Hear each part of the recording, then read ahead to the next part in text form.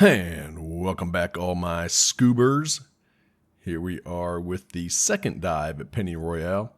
Oh, I did some research. Pennyroyal is in Hopkinsville, Kentucky. That's the name of the town. It's actually kind of right in the middle of the town. You'd think it might be kind of on the outskirts, but it's not. Aldi can't be more than 0.2 miles away. Kind of crazy. But taking a look here at this dive profile, this one much shallower, much warmer. I didn't even think about it. I just figured we were diving deep, so the only wetsuit I brought was 7 mil, and turns out that was way too hot for this dive. You can see the temperature there at the bottom. It didn't get cooler than about, 82 degrees. So very often throughout this dive, I was fanning open the wrists on my wetsuit to flush in some fresh water to keep me from burning up. I don't even know why I wore the thing, to be honest with you. I wouldn't have needed it. I kind of figured just in case. But that was completely unnecessary. The other folks we went diving with, we could have accompanied them. So in my dive group, there's only there's 4 of us that like to go deep. Well, tolerate going deep into the cold water. 3 of us were here, me, Tom, and Terry. And there's another Tom who wasn't on this trip. But that's it. The rest of the folks like to stay shallow, so when we're doing shallow dives, we probably ought to team up with them. But again, this was just Tom, Terry, and I on this dive. So I'm going to show you the map next, try to guess where we went, and then we're going to get into all that awesome footage that I know you're here for. Here we are back at the map. Oh, no, I like red. So I'm going to attempt to show you where we went. We dove down approximately right here and then swam all over the place. That's about as detailed as I can get. It was completely in the shallow end though. All these numbers on things, you can kind of look at them. So what are we at? Mostly 40s and 30s. So if you look over here, you know what these things are. All shallow, 16 feet, 17 feet, 17, 18, 22, 18, 18, ooh, 24. That's about as deep as we got over there. I didn't even forget to, or didn't even remember to look at how deep we went when I was checking out the dive profile. But this area here is all extremely shallow and murky because this is where all the kids are swimming. But we're going to make the most of it. So let's take a look at what we all saw in the shallow end of Pennyroyal.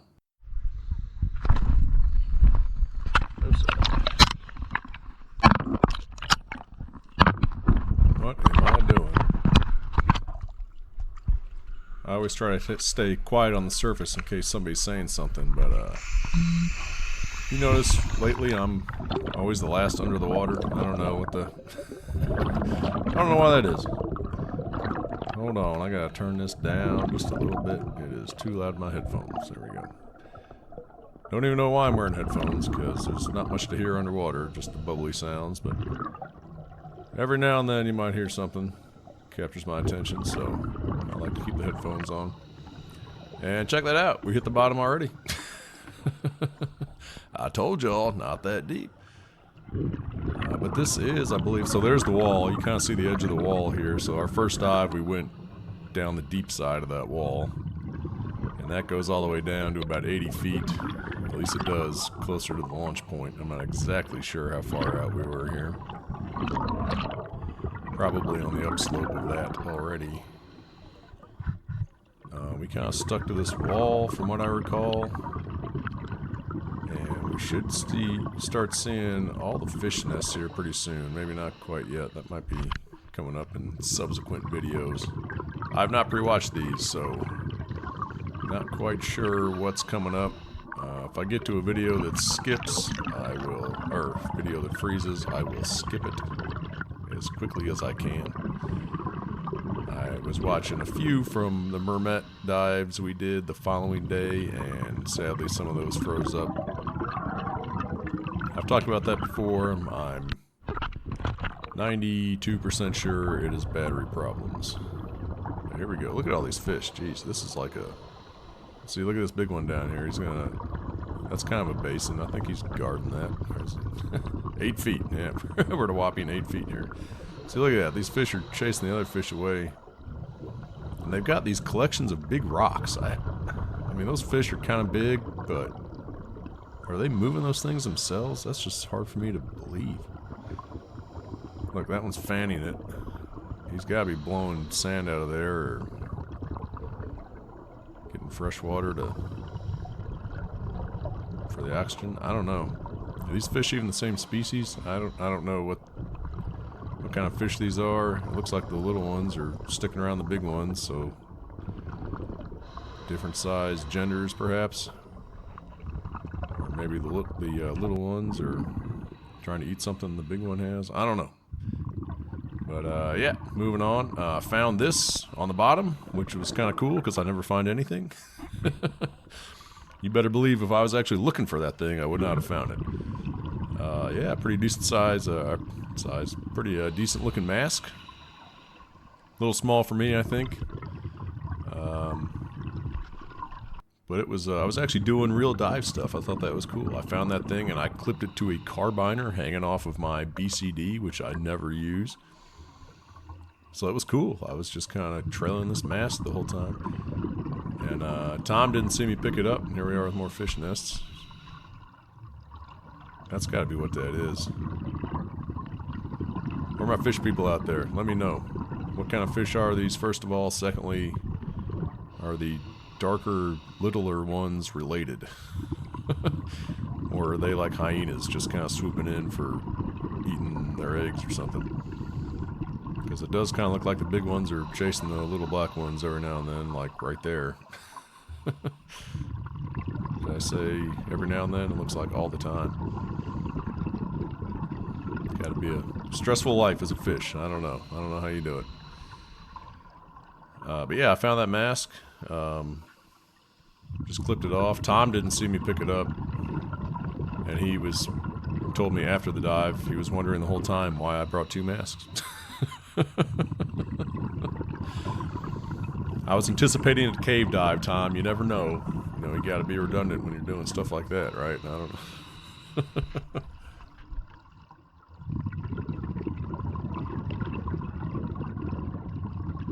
And we got more games of tag going on here. Jeez, things are getting feisty. Yeah, those gotta be the same species. That might be breeding competition is my number one guess there. I guess it was the time of year for that. I think this quarry needs more of them. There's tons of them down there. Yeah, this tube, I presume that's a swim through. I'm kind of surprised I have that. That thing looks dangerous to me. Man, I wouldn't want to swim through that. I've been diving 5 years now, and I would not want to swim through that thing. The reason being, you have to go single file through that, and man, if you have a sudden blowout or something, you start venting air, I don't know how you turn around or how your buddy, you know, hands you their spare or their octo. It just seems like a bad idea all the way around, unless you're like facing each other and one of you swimming backwards and the other one's swimming forwards. Terry doing a little upside down action there. I don't do enough upside down action. I should probably do some more of that. Nope. Like I said before. Alright, that time I'm waving, hang loose, and Yano coming at you. That's what all those hand signals mean. Yeah, I don't go inverted too often. My regulator's weird. I've probably mentioned this before. When I first started diving, you know, I knew nothing about it, and I still don't know anything about regulators. But one of the guys in the dive group recommended that regulator. I don't know. He said, just sent me an email kind of out of the blue on the weekend on Saturday and was like, hey, I found this one on sale. You should get it. So I said, all right, yes, sir. Bought it. And it's been good. It's a Sherwood Brute. If there's more qualifiers after that, I'm not sure what they are. It is supposed to be environmentally sealed, which means it should be good in cold water. However, I've gone through that instruction manual and I cannot find a temperature rating on it. I would expect it to say, you know, good down to 40 degrees or something like that. if that stat exists in that manual that shipped with it, I can't find it. So that makes me just a little nervous. You know, I'm not diving in super cold water. I'm not. You know, I'm not getting colder than, I don't know, 45. It's probably not a regulator I'd take to the Iceland, you know, tectonic plate dive where that water's like, you know, barely above freezing. But it's been good to me, but I've noticed there's certain positions where it just is really hard to breathe off of. Mainly if I'm like laying on my back looking at the surface, it's extremely hard to breathe off of. I don't know why that is. In fact, even if I just turn my head up, like, you know, look up. Anytime I look up, it gets substantially harder to breathe off of. Oh, there's somebody doing side mount. Cousin Michelle, is that you? Julia? I don't know. Yeah, I don't know if that's quality of the regulator. I don't know if it's just needs to have a few things tweaked on the inside. Because it does not have one of those valves, I know I've mentioned this, on the second stage where you can kind of tweak the, whatever it's called, how hard it is or not to breathe. What's that called? I don't know. I can't think of even like a plain English way of saying that. Yeah, so every time I go get it serviced, and actually I just got it serviced before this dive. Oh, here's a lighthouse. Yeah, so I learned a few things about these lighthouses. This is one of their obstacle courses, which I didn't quite realize until we saw like the third or fourth one. Can you read that? What does that say? Maybe, I have to pause it, but can't quite read that. But yeah, each lighthouse is numbered, and it's got... Oops, hey, buddy.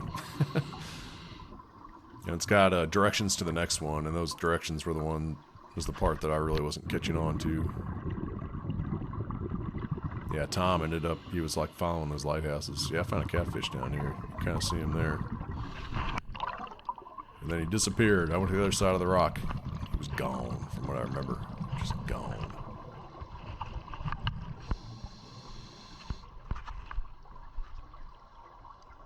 Yeah, he's gone. Where'd he go? I don't know. He just teleported to some other part of the quarry, I guess. Not in there. Where are you, Mr. Catfish? I was like, alright, I'm gonna catch you on this side. Nope. Gonzo. Hiding in the grass, maybe. Yeah, it turned out Tom was, yeah, almost lost Terry. So yeah, the visibility was not good. Here we are at the other lighthouse.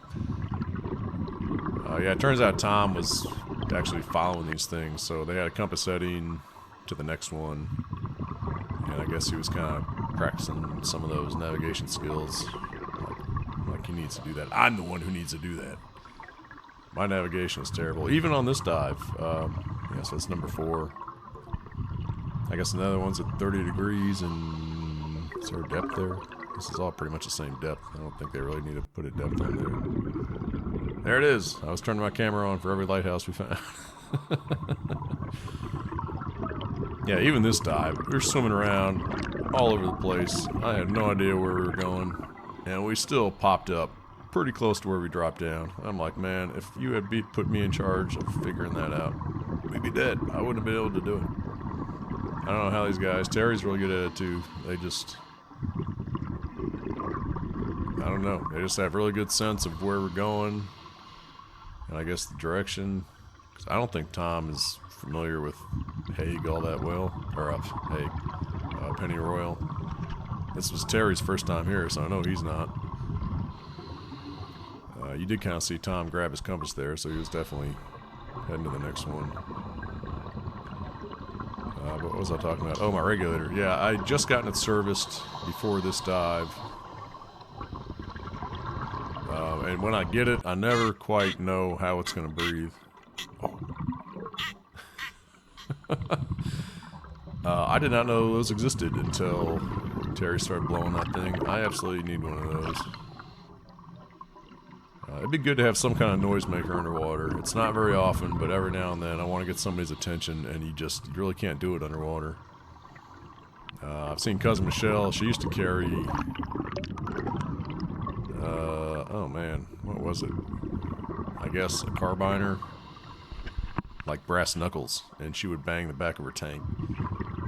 Yeah, I think Terry was just trying to get Tom's attention on the lighthouse. Here it is. It's over here.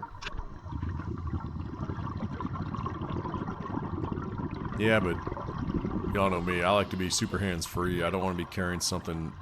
I don't want to be carrying brass knuckles in my hand. And then later she moved to like a wand, which I guess is the best way to describe it. I don't think she dies with that anymore, but she did in Cosmo a few times. I think it's kind of a way to touch things without really touching them. Kind of push off things with very minimally invasive interaction. There's my compass not really working. But she'd have this wand, and it wasn't as loud as the brass knuckles, but she'd bang that on the back of her tank to get somebody's attention. But again, you know, she did have that around her wrist. I do remember that, so she could let it go.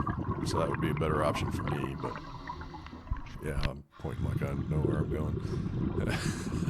Yeah, but then Terry just pulls out this freaking sound horn that attaches to your BCD inflator there. I don't know how that works, but my next, I'm putting it on my scuba list. That looks like a ray, yeah. Freshwater stingray there? I don't think so. Yeah, what's on my scuba list? I need...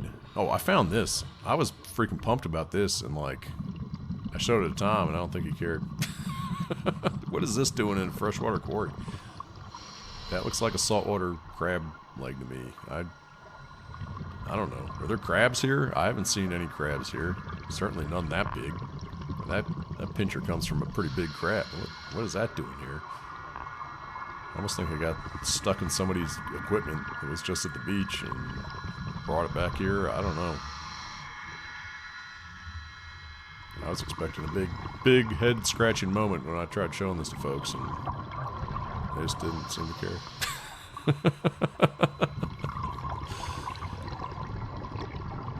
Yeah, this was the first artifact we found here. Well, the first big thing, I guess. Yeah, I was like, Tom, look at this. Found me a crab leg. He's like, oh, cool. Alright, I'm gonna check this boat out.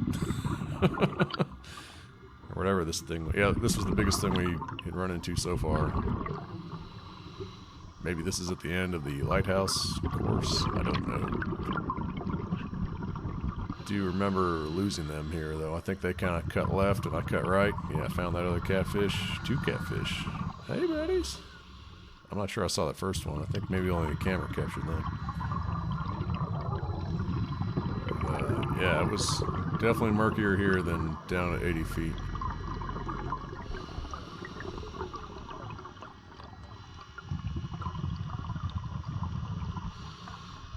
No movement from that caddy.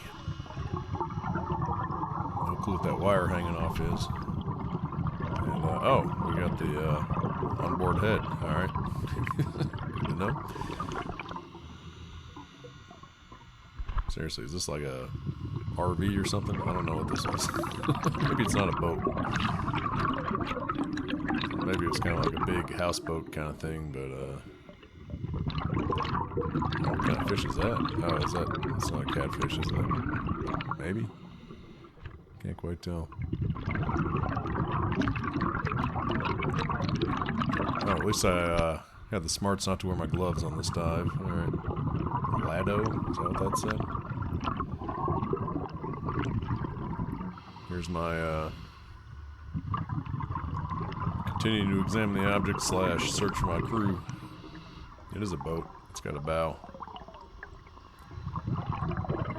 Yeah, I was lost at this point. Uh-oh, where are they? Yeah, that's a pretty decent sized boat. I was, pretty impressed. I don't think Mermaid has any boats this big. Alright, there's Tom. He's got the yellow fins. Terry's got the red splitters.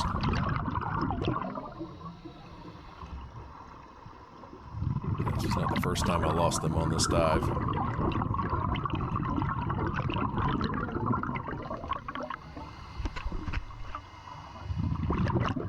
Oh, yeah, I still haven't put a bow on my regulator story. So every time I get it serviced, yeah, it breathes just a little bit differently. And they do have me in the store, like, take a breath off it and ask if I like it, and it's like, yeah, sure. I mean, you don't know until you get it underwater, specifically at depth. Because there was one time where I had it, I think it was after I had it serviced, and it was a bit too loose. And if I turned inverted, it started free flowing. I discovered that in Cozumel. Not like, it wasn't like gushing out, but at first, because I go inverted in Cozumel, like looking at something, and I'd feel all this air kind of rushing, you know, from my head to my toes. And at first I thought it was just like trapped air in my wetsuit or something. I didn't really put it together. And then I was finally like, no dummy, that's a lot of air. It's coming out of your regulator. It has to be. Actually, in hindsight, I don't know if it was coming out of my primary or my primary second stage or octo. Maybe it was coming out of the octo. I don't know. It's coming out of somewhere. So I always had to be careful going inverted because I didn't want to just start leaking air. But this time, I think it's pretty good. The first thing I do, well, not the first thing I do, but when I remember, whenever I get my regulator serviced, yeah, I always want to go inverted in the water and see if it starts leaking or not.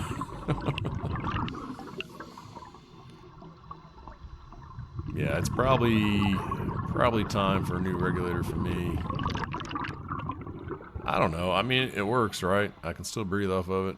I've never had a real problem with it. Not underwater, anyway. Not that long ago, actually. I think it was my March dive at Mermet. I turned the air on the surface, and then the octo started leaking. And Tom was there. Yeah, there's a catfish. And yeah, he just like took out some screwdrivers, some tools, took the thing apart a little bit, tightened something in there, put it back together in about, I don't know, couldn't have been more than 3 minutes. And boom, no more leak. I was impressed. Thank you, Tom. Yeah, I don't know anything about regulators. I would have no clue how to fix that myself. But since I got it serviced, I think it's breathing pretty good. So satisfied so far. I think I did go inverted here, pretty close to it, and I don't remember it leaking, so far so good. And that truck is missing its engine block. Oh yeah, I tried. Very curious what the sign said, but I learned quickly that straightening this thing out and getting the muck off of it at the same time was just not going to happen, so punted on that pretty quickly. Yeah, you can see I'm still carrying the mask. I did find the owner of that mask, by the way. I walked up and down the dive shop, or the dive site, or prep area, I guess they'll call it, on the shore. You know, all the tables. Hey, I'll lose a mask. And somebody claimed it anyway.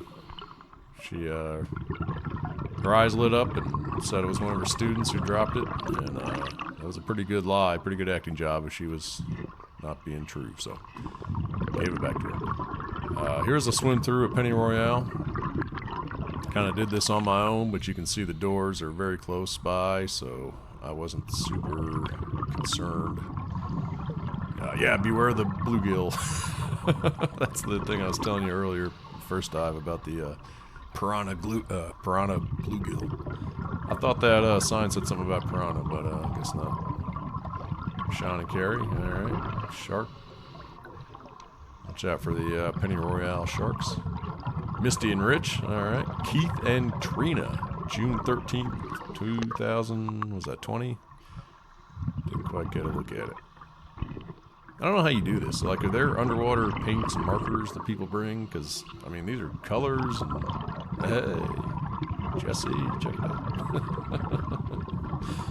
Yeah. Yeah, I don't know how you do this underwater graffiti. There's got to be underwater paint that just slaps right on here. I don't know. Have to look into that. If I'm gonna vandalize something, it might as well be underwater, right? Yeah, just drawing stuff in the crud, you know, that only lasts for so long. You gotta make it more permanent.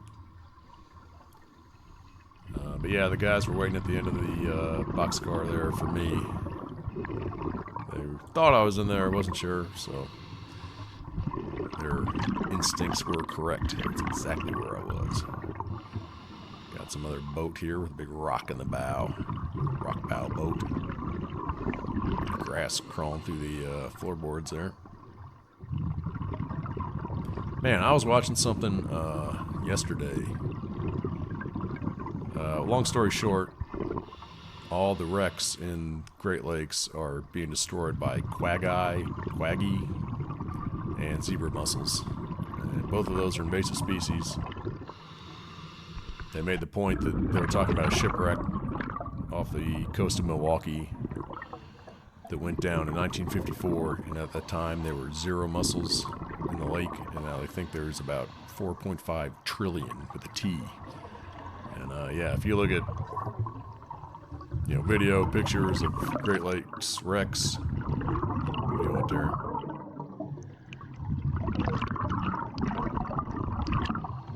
Not sure what he was pointing at there. Time to go back, maybe? I don't know. That's a good point, though. Let me check my playlist here before the end sneaks up on me like it does so many times before. We are at 769, and we have 777 to go. So, yeah, we got 8 left or so. Yeah, but these wrecks are getting covered in these mussels who, I don't know that they necessarily eat them, so to speak, but, just all the biology that close to the material kind of corrodes it. And when they break off with currents or in storms, that kind of thing, they can take off little pieces of the boat when they break off.